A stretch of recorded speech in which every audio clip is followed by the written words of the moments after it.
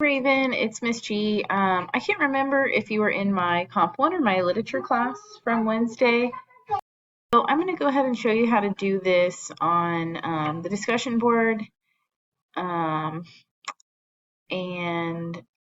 so you must be, let me show you how to post a discussion just in case you're in the lit class. And so if you go in here to discussions and you go into the discussion itself,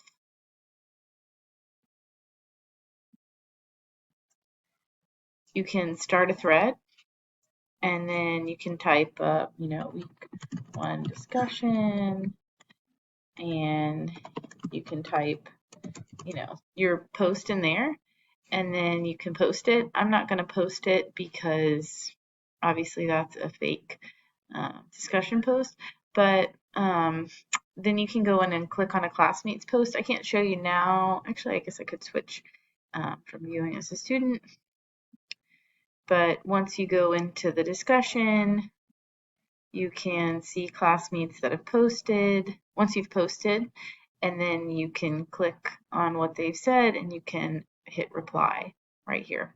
So definitely wanted help with. I'm going to go into the 1101 class. It's the same for either class, but you can either go to assignments, and the first thing that we're doing is the writing diagnostic, and this is the final draft.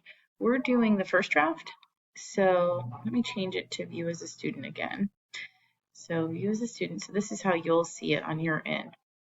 I'm going to go into content. We'll go into unit 1, and then we'll go down here to writing diagnostic, all the drafts, and you're doing your first draft. So I'm going to click on this. It opens up the assignment descriptions, and then what you can do is upload a document or choose existing. So if you, like, here's an assignment I'm working on for one of their classes.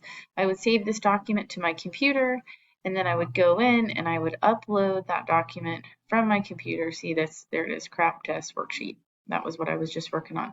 So I can open that, and I can open it, and it's attached. You can write comments if you want, and then you can click submit when you're ready to submit it.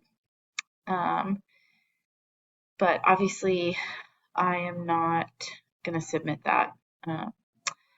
So yeah, so that should help. You can also choose as existing.